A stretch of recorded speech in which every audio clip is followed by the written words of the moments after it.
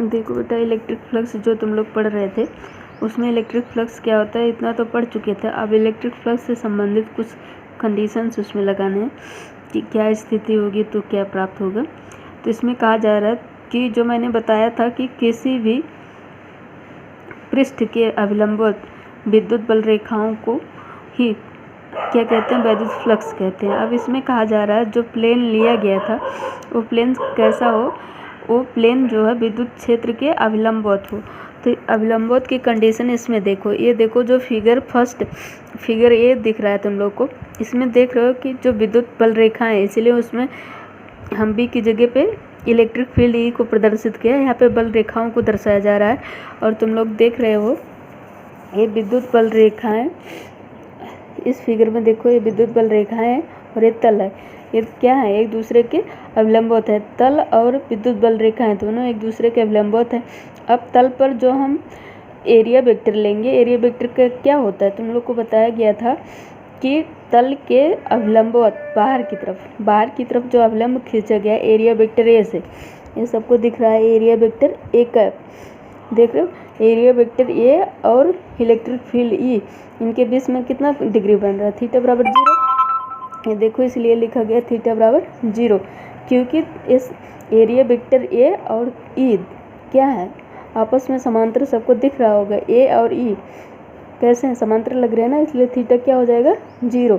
और तुम लोग को याद होगा जो हमारा फार्मूला था, चलो देखते हैं फार्मूला, फाई ई बराबर क्या आया था, ई डॉट ए, और इसी को जब लिखा गया था क्या आया था, ई ए कास थीटा, और यहाँ पे थीटा कितना हो गया इस स्थिति में, तो जब समतल होंगे उस स्थिति में लिखा जाएगा theta is equal to 0 degree. अब यहाँ पे थीटा की वैल्यू रख दो, ई ए कास 0 डिग्री। अब कास 0 का मान कितना होता है 1, और ई ए समझ में आ गया, तो ई ए हो गया। तो तुम्हारा जो इलेक्ट्रिक फ्लक्स है फाई ई बराबर क्या हो गया, ई ए। यहाँ पर किसी को कोई प्रॉब्लम नहीं होनी चाहिए क्योंकि फिगर भी तुम लोग को दिख गया और समझ में भी आ गया।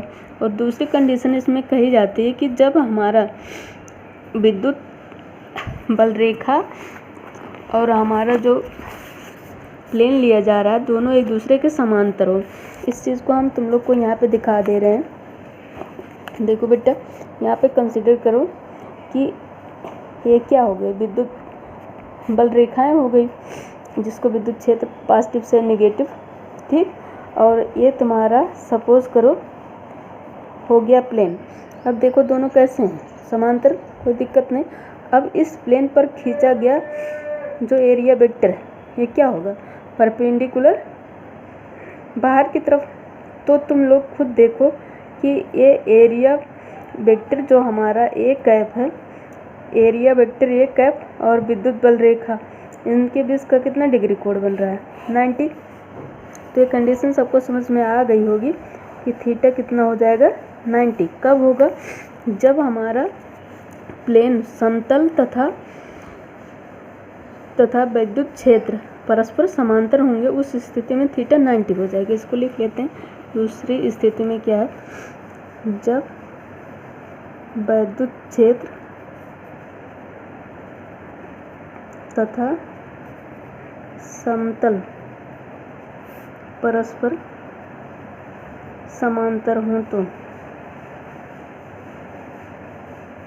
इतनी बात समझ में आ गई। तो थीटा कितना हो जाएगा 90 डिग्री। तो हमारा फार्मूला फाई बराबर ई डॉट ए।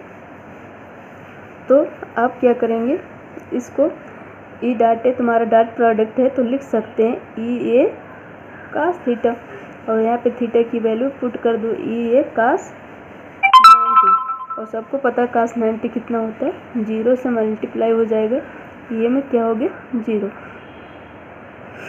तो फाई ई बराबर इलेक्ट्रिक फ्लक्स क्या हो गया 0।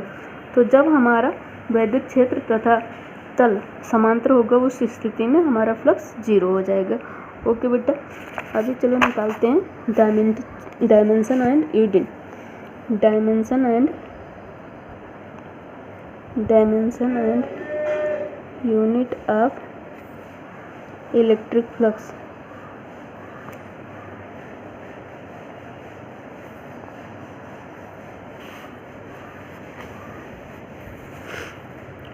Dimension and unit of electric flux.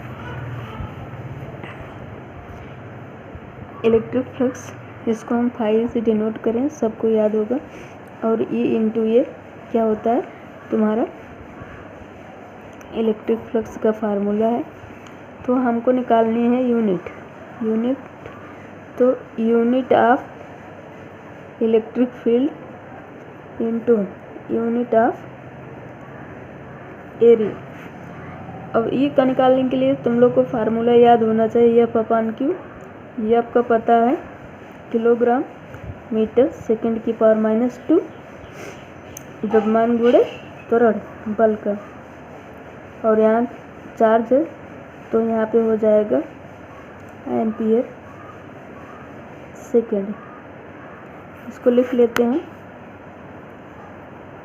Kilogram metre second की पावर -2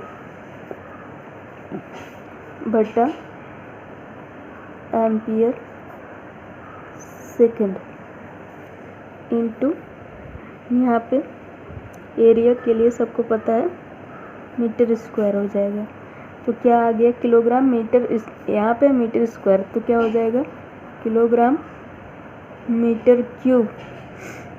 और सेकंड की पावर -2 है, 1 सेकंड ऊपर जाएगा -3 हो जाएगा, सेकंड की पावर -3 एम्पियर इनवर्स। ये हो गया इसका यूनिट। अब चलते हैं डायमेंशन। अब तो डायमेंशन आसान हो गई, डायमेंशन ऑफ इलेक्ट्रिक फ्लक्स। तो क्या हो जाएगा यहाँ से देख लो कौन सी मूल राशि कितनी बार आई है। तो kilogram mass 1 times, length 3 times, time -3 times, ampere -1 times. ये हो गया इसकी डायमेंशन। ओके।